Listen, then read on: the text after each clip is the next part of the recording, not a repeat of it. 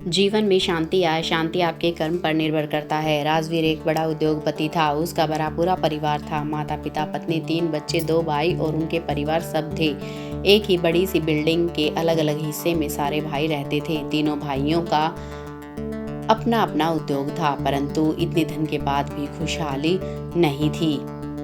उसका मूल कारण उनकी जीवन शैली एवं भौतिकवाद था। वे सदैव तुलना करते रहते कि इसके पास क्या है, मेरे पास अच्छा है या उसके पास अच्छा है।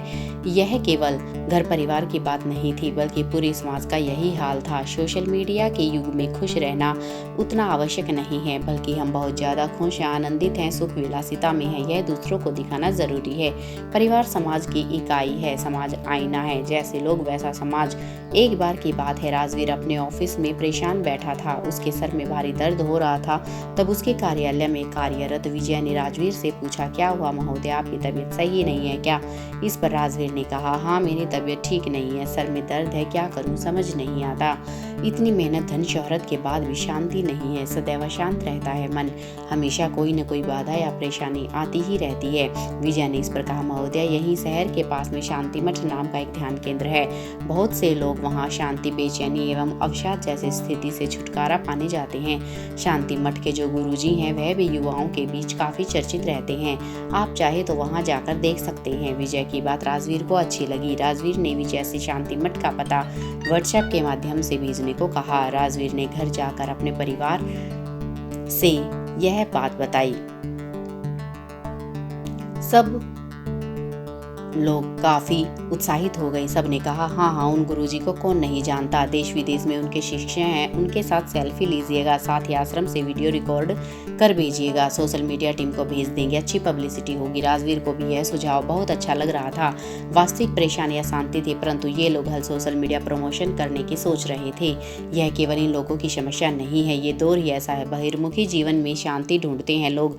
राजवीर शांति मठ पहुंच जाता है। सुबह के कार्यक्रम में भाग लेता है, जहाँ वह अन्य लोगों के साथ प्राणायाम, योगासन एवं हल्के फुल्के शारीरिक व्यायाम करता है। इसके उपरांत शांत मुद्रा में बैठने की कोशिश करता है, परंतु कोई भी साधक पहले ही दिन पूर्णतः शांत मुद्रा में कैसे बैठ सकता है, वह भी जो इतना आसान था। राजवीर 30 सेकंड भी शांत मुद्रा में नहीं बैठ पाता। कभी इधर मुड़ता, कभी उधर मुड़ता, कभी अपने बाल को खुजाता, कभी अपनी उंगलियों को मरोड़ता। ऐसे ही कुछ देर बीता और सुबह का कार्यक्रम समाप्त हुआ। सभी लोगों की सहमति के अनुसार लोगों में मठ का कार्य बांटा गया। राजवीर को पत्ते चुनने का काम सबसे आसान लगा। उसने वही काम चुना। कुछ देर पत्ते चुनने के बाद उसे थकान लगने लगी। उसे लग रहा था मानो वह कहीं जाकर फंस गया। फिर वह फोन निकाल कर मठ के वीडियो बनाने लगा और अपने घर वालों एवं सोशल मीडिया टीम को भेजने लगा। वीडियो भेजने के बाद वह खाने की प्रतीक्षा करने लगा। उसे अब यहाँ आकर पछतावा हो रहा था। वह सोच रहा था, पूरा एक दिन बर्बाद कर मैं यहाँ आया हूँ।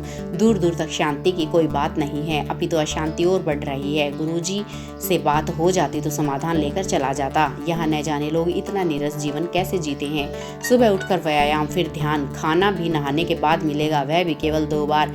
साधारण भोजन, साधारण कपड़े, आपस में बात भी इतनी कम करते हैं।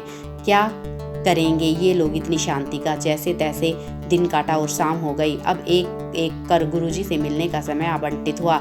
जब राजवीर की बारी आई तो वह जाकर बाबा के चरणों पर गिर पड़ा। बाबा से कहने लगा, गुरुजी बहुत परेशानी है, इसलिए आपके पास आया हूँ। सबने कहा, आपके पास सारी परेशानियों का समाधान है। गुरुजी ने पूछा, क्या परेशानी है? राजवीर ने बताया, बाबा जी धन संपत्ति नाम सब है, परंतु शांति नहीं है। मैं शांति की खोज में आया हूँ। गुरुजी मुस्कुराए और बोले, कितनी आवश्यकता है तुम्हें शांति की? राजवीर ने उत्तर दिया, बाबा जी अब तो जीवन में केवल शांति ही चाहिए और कुछ भी नहीं। बाबा जी ने कहा, ठीक है 1 महीना मठ में रुको, फिर देखते हैं तुम में क्या परिवर्तन आते हैं। गुरुजी की बात सुनकर राजवीर हड़बड़ा कर कहने लगा, नहीं नहीं 1 महीना तो बहुत है, मैं इतनी देर नहीं रुक सकता, मेरा पूरा उद्योग चौपट हो जाएगा। इस पर गुरुजी ने कहा, अच्छा ठीक है, फिर 1 सप्ताह रुक कर देखो।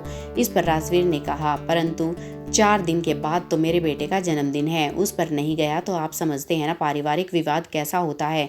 लोग मेरे बेटे के साथ मेरे रिश्ते को तोड़ने लगेंगे, संबंधी और मित्र मुझे कंजूस समझेंगे।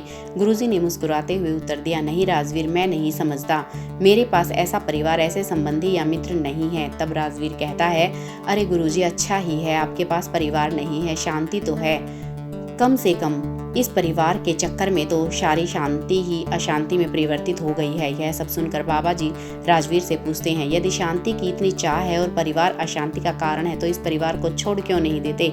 इस पर आश्चर्यचकित होकर राजवीर ने कहा, यह कैसी बात कर रहे हैं गुरुजी आप, फिर लोग क्या कहेंगे, दुनिया क्या कहेगी। मेरी इतनी इज्जत है, इतनी मेहनत से मैंने इसे कमाया है, मैं इसे नहीं छोड़ सकता। गुरुजी ने फिर से प्रश्न किया, तो फिर परिवार में शांति एवं सामंजस्य बनाने का प्रयास क्यों नहीं करते। उत्तर देते हुए राजवीर ने बताया, बाबा जी सब अपने मन के मालिक हैं। मेरे भाई मुझसे जलते हैं, मेरी पत्नी केवल अपने मायके के बारे में सोचती है, सब दूसरों को दिखाना चाहते हैं, घर की शांति के बारे में कोई नहीं सोचता। परिवार में कभी शांति हो ही नहीं सकती। आईना दिखाते हुए बाबा जी ने तीखे शब्दों में कहा, तुमने कहा तुम्हारा परिवार तुम्हारे लिए अशांति का कारण है, परंतु तुम उसे छोड़ नहीं सकते। तुम कहते हो कोई परिवार की शांति के बारे में नहीं सोचता और तुम स्वयं ही अपने भाई एवं पत्नी की बुराई कर रहे हो। तुम कहते हो बाकी सब लोग केवल दूसरों को दिखाना चाहते हैं, परंतु तुम अपने परिवार को इसलिए नहीं छोड़ सकते क्योंकि लोग क्या कहेंगे। क्या यह दूसरों को दिखाने के लिए नहीं है। मनुष्य का परिवार के साथ रहने का कारण केवल परिवार के प्रति उसका स्नेह एवं उसकी क्रमबद्धता होनी चाहिए, परंतु तुम्हारा यह कारण नहीं है। तुम्हारे सारे प्रश्नों के उत्तर भी तुम्हारे पास हैं, फिर तुम्हें मुझसे क्या चाहिए। बाबा के तीखी बातें सुनकर भी दृढ़ता से भरे राजवीर ने कहा, बस मैं शांति चाहता हूँ गुरुजी, बाकी सब तुम है मेरे पास। गुरुजी ने उसकी मूर्खता पर हंसते हुए कहा, ठीक है, जब मिल जाए शांति तब मुझे भी बताना कि बिना अशांति को छोड़े तुम्हें शांति कैसे मिलेगी। राजवीर आज के मनुष्यों का ही रूप है। हम सबको अपनी अशांति का कारण मालूम है, परंतु हम उसे छोड़ना नहीं चाहते।